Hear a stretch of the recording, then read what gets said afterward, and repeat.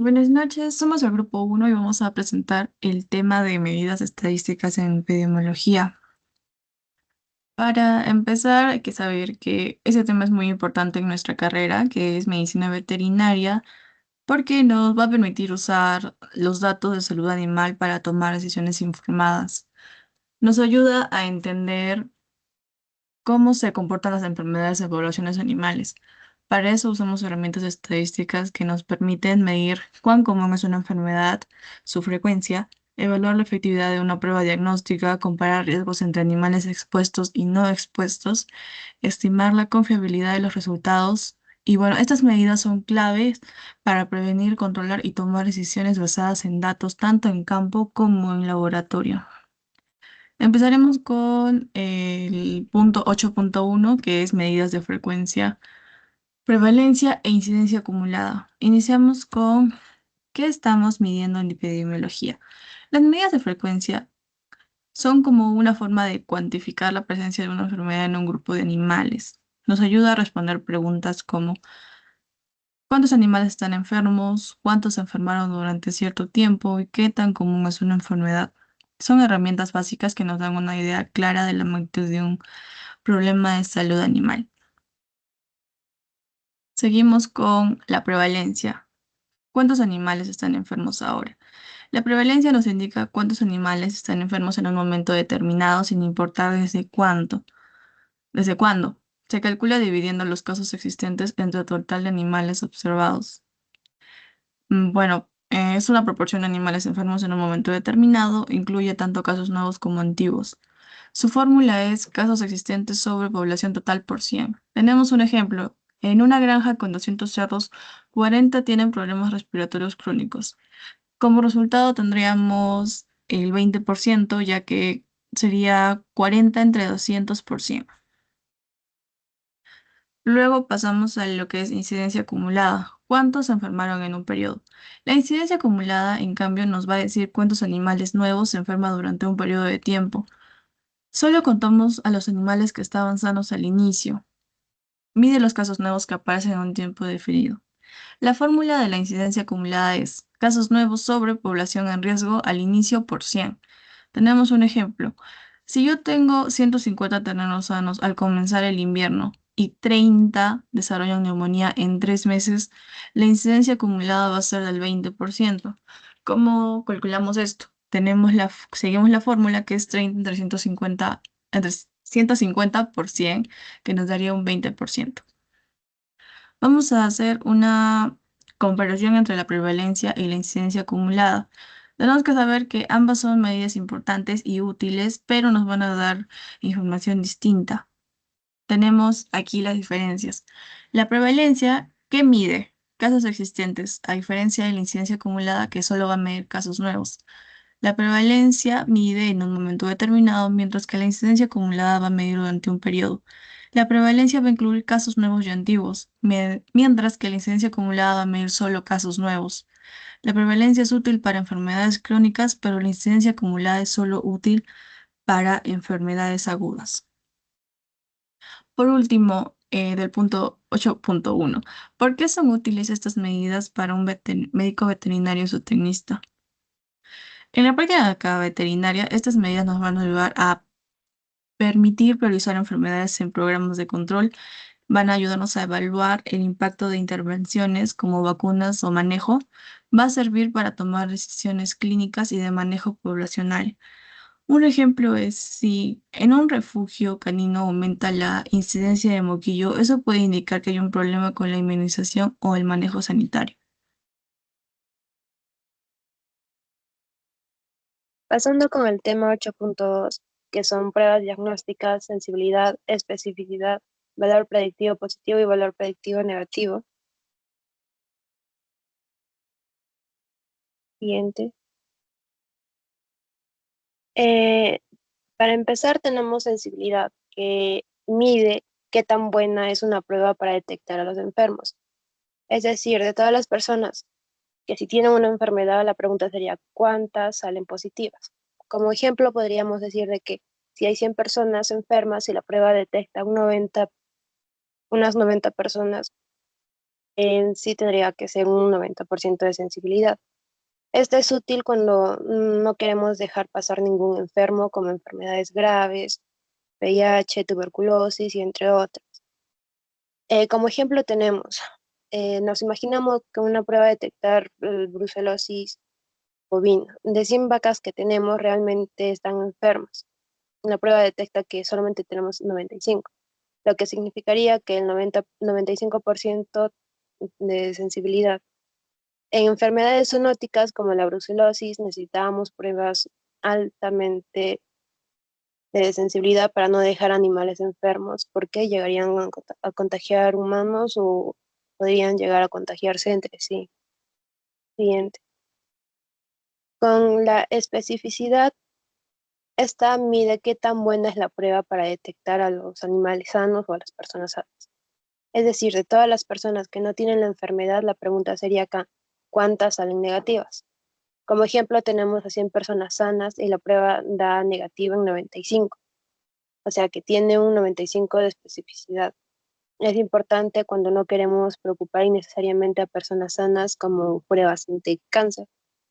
Como ejemplo, tenemos 100 vacas sanas y la prueba de brucelosis da negativo en 90, pero falsamente positiva en 10 sanas. Entonces tendríamos un 90% de especificidad. Alta especificidad es importante para evitar el sacrificio o el aislar a los animales sanos por error, lo cual genera pérdidas económicas en el campo. Siguiente. Pasando a valor predictivo positivo o también BPP, nos dice que si la prueba salió positiva, la pregunta sería, ¿qué tan probable es que la persona esté realmente enferma? Esto depende de la calidad de la prueba y de la cantidad de casos que haya en la población, o sea, la prevalencia. Como ejemplo, tenemos 10 personas que dieron positivo. Solo 7 están realmente enfermos, o sea que el BPP es 70%. Como ejemplo, tenemos un hato lechero, donde tenemos 10 vacas que dieron positivo a tuberculosis bovina, pero solamente 7 estaban realmente infectadas, o sea que el valor predictivo positivo sería un 70%. Esto nos dice que no todos los positivos están realmente enfermos y por eso se necesitan pruebas confirmatorias para tomar decisiones como el sacrificio. Siguiente. Con el valor predictivo negativo o también BPN, nos dice que si la prueba salió negativa, la pregunta que deberíamos hacernos es ¿qué tan probable es que la persona o el animal esté realmente sano? También depende de la prevalencia y la calidad de la prueba. Un ejemplo de si 20 animales dieron negativo y 19 realmente están sanos, el valor predictivo negativo sería de un 95%. Como ejemplo, también tenemos que una granja porcina de 50 cerdos dieron negativo a peste porcina y 49 estaban realmente sanos. O sea que podría decirse que el valor predictivo negativo es del 98%. Este valor es muy útil cuando queremos descartar con confianza que los animales estén infectados, por ejemplo, antes de exportarlos. Siguiente. Tenemos un cuadro donde tenemos el concepto de sensibilidad, especificidad, valor predictivo positivo y valor predictivo negativo. Nos hacemos la pregunta de ¿qué evalúa la sensibilidad? Detecta a los enfermos. En caso de especificidad, detecta a los sanos. En BPP, realmente evalúa al positivo si realmente está enfermo. Y en el VPN, evalúa el negativo si realmente está sano. Como ejemplo, ya le hemos dado sensibilidad, vacas con brucelosis detectadas correctamente. En especificidad, vacas sanas no marcadas como enfermas. En valor predictivo positivo, la- mm, sería la pregunta de ¿sacrificaríamos a una vaca por tuberculosis bovina sin estar al 100% seguros? Y el VPN negativo sería, ¿se puede vender un cerdo si dio negativo? Eso vendría a ser todo.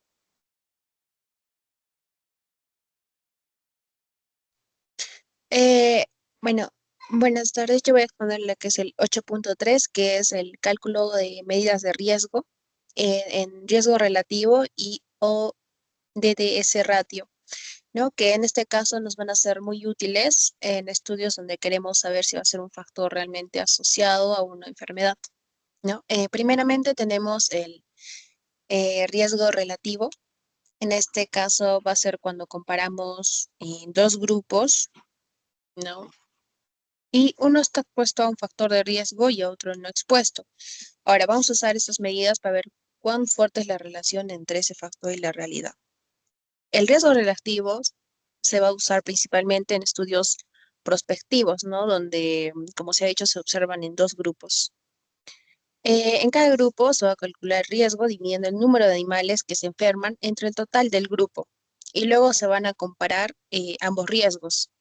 Va a ser riesgo en expuestos sobre riesgos en no expuestos. Siguiente. Bueno, a continuación vamos a tener lo que es el cuadro que más o menos es usado para hallar el riesgo relativo, ¿no?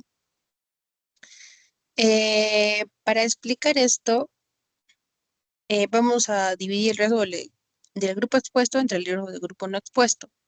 Esto nos va a decir cuántas veces más o menos probablemente es que ocurre la enfermedad en los expuestos comparado con los que no son expuestos.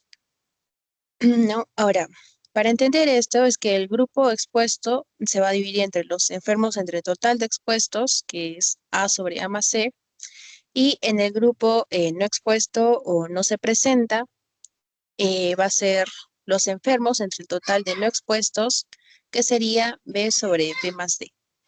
Siguiente. Ya. Seguimos con el ODDS ratio o si razón de ventajas o razón de probabilidad. Se usa sobre todo en estudios de casos y controles donde no podemos calcular el riesgo directamente porque no seguimos a los animales en el tiempo. Ahora, en este tipo de estudios, lo que comparamos es la probabilidad de que un animal haya estado expuesto según si está enfermo o no. Entonces, más o menos son frecuentes en tres tipos de circunstancias. Para estimar la relación entre dos variables binarias, para investigar el efecto de otras variables sobre esa relación a través de la regresión logística o para analizar el resultado de estudios de casos y controles donde no es factible usar el uso del riesgo relativo. La ODS, chance o posibilidad, es la probabilidad de presentar un evento comparado con la probabilidad de, pues, no presentarlo. Siguiente. Ya. Ahora, acá tenemos otro cuadro, que es donde vamos a poder calcular o lo que se usa mayormente. En los estudios de casos y controles, los animales se seleccionan por el resultado, es decir, por si están enfermos o no. Esto se representa en las filas de la tabla, no se parte desde los grupos de exposición como en los estudios prospectivos. Sin embargo, pues debido a esta forma de selección, no es válido calcular el riesgo directamente como antes, porque los grupos ya están armados con un número fijos de casos y controles. Si cambiamos el número de casos, los resultados también cambiarían. Entonces, en vez de calcular el riesgo, lo que se hace es usar una medida que compara la probabilidad de exposición entre casos y controles.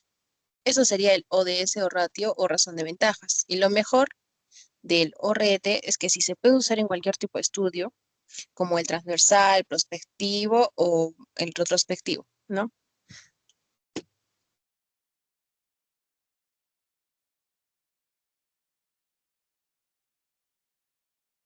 8.4. Intervalos de confianza para las medidas de riesgo. Siguiente. ¿Qué es una medida de riesgo? Las medidas de riesgo no permiten comparar la probabilidad de que ocurra un evento entre dos grupos diferentes. Las más utilizadas son el riesgo relativo, el ODDS ratio y el riesgo atribuible. Estas medidas se utilizan frecuentemente en estudios clínicos y epidemiológicos y nos ayudan a determinar si una exposición o intervención realmente cambia el riesgo de un desenlace. El intervalo de confianza o IC nos dice cuánta precisión tiene ese resultado estimado. Por ejemplo, si un IC del 95% quiere decir que si repitiéramos el estudio muchas veces en el 95% de los casos, el valor verdadero caería dentro de ese intervalo. Un punto clave es que si el intervalo de confianza no incluye el valor nulo como 1 para RR o R, la asociación es estadísticamente significativa. Siguiente. Intervalo de confianza para el riesgo relativo. El riesgo relativo se utiliza principalmente en estudios de cohorte. Se calcula dividiendo la incidencia en el grupo expuesto entre la incidencia en el grupo no expuesto. La fórmula para calcular el intervalo de confianza del 95% del riesgo relativo es IC igual a E elevado al logaritmo natural del riesgo relativo, más o menos 1.96 veces el error estándar del logaritmo del riesgo relativo. Esta fórmula puede parecer compleja para su interpretación, pero es sencilla. Si el riesgo relativo es mayor que 1, indica mayor riesgo. Si es menor que 1, puede haber un efecto protector. Y si el IC incluye al 1, no hay significancia estadística. La siguiente. Intervalo de confianza para ODDS, radio, OR y riesgo atribuible. IC para ODD. El ODDS radio o razón de momios se utilizan en estudios de casos y controles. Su fórmula para el IC es prácticamente la misma que la del riesgo relativo, solo cambia el valor que colocamos en la fórmula. Por otro lado, el riesgo atribuible nos dice cuánto del riesgo se puede atribuir en la exposición. Se calcula como la diferencia entre incidencias en expuestos y no expuestos. Al igual que con el riesgo relativo o el OR, es mayor a 1 o el riesgo atribuible es positivo. El riesgo es mayor si están por debajo del valor nulo, podrían estar protegiendo, y si el IC incluye el valor nulo, no hay significancia estadística. Esto se puede visualizar en un gráfico de barras que compara riesgos con sus respectivos intervalos. Siguiente. Aplicación práctica y las conclusiones. Veamos un ejemplo práctico en medicina veterinaria. En un estudio sobre parvovirus en perros. En vacunados la incidencia fue del 2%, en no vacunados fue el 10%. El riesgo relativo fue de 0,2 y su intervalo de confianza del 95% fue de 0,05 a 0,85. Esto quiere decir que la vacunación reduce significativamente el riesgo de parvovirus, ya que el IC no incluye el valor 1. Siempre debemos reportar las medidas con su intervalo de confianza, ya que un IC estrecho indica mayor precisión y uno amplio refleja más incertidumbre.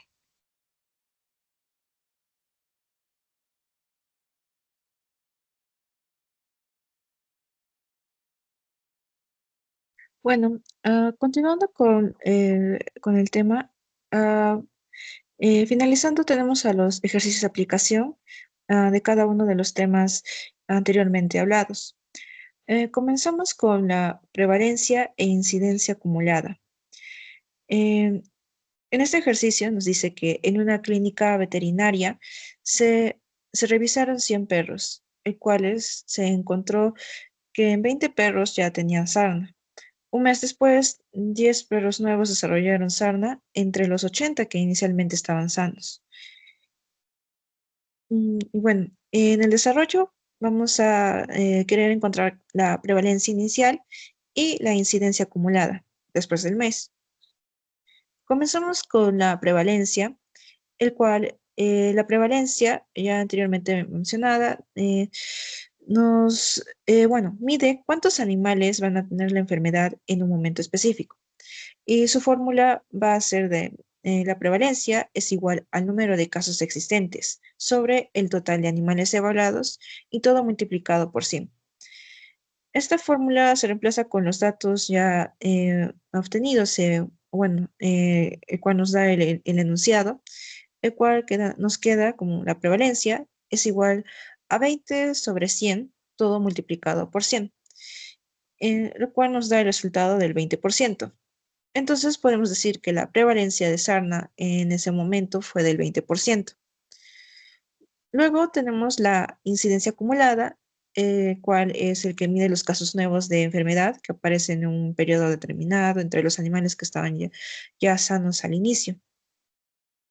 Su fórmula va a ser de la incidencia acumulada, va a ser igual al número de casos nuevos sobre el número de animales en riesgo del inicio, todo multiplicado por 100.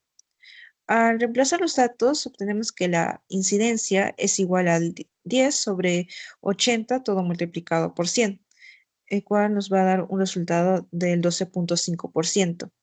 Entonces podemos decir que la incidencia acumulada fue de 12%, 12.5% en ese mes. Em, Luego, continuando, tenemos a las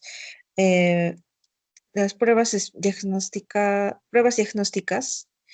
En este ejercicio, se nos dice que se ha evaluado una prueba rápida para detectar el parvovirus en cachorros, el cual se han usado sin animales y se comparó con la prueba confirmatoria o también llamada PCR, el cual 40 eran positivos según el PCR. Y de esos 40, 36 dieron positivo con la prueba rápida. Este resultado vendría a ser los verdaderos positivos o también llamado BP.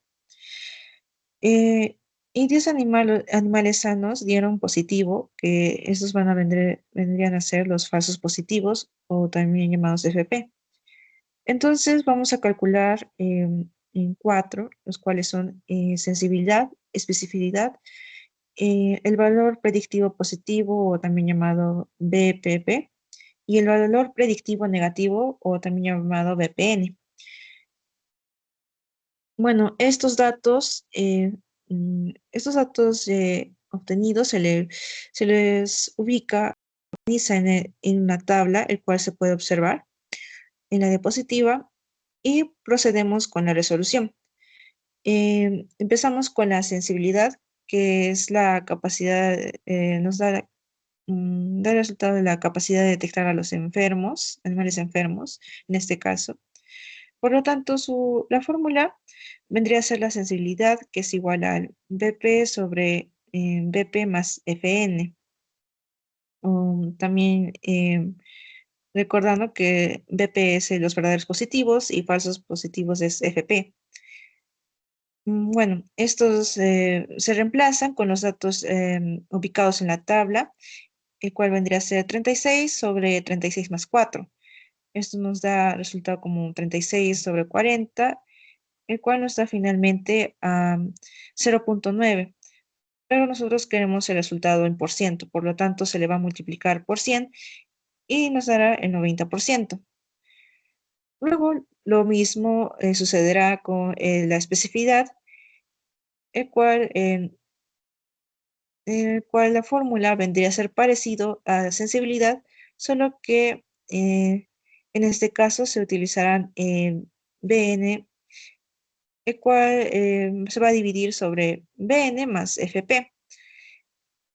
Esto vendría a ser igual a, bueno, reemplazando los datos, 50 sobre 50 más 10. Estos dos se suman y al final nos queda 50 sobre 60, el cual nos da el resultado de 0.833, se multiplica por 100 y nos da el porcentaje de 83.3. Con el valor predictivo positivo, o BPP, eh, vamos a utilizar la misma fórmula para el cual se utilizó especificidad.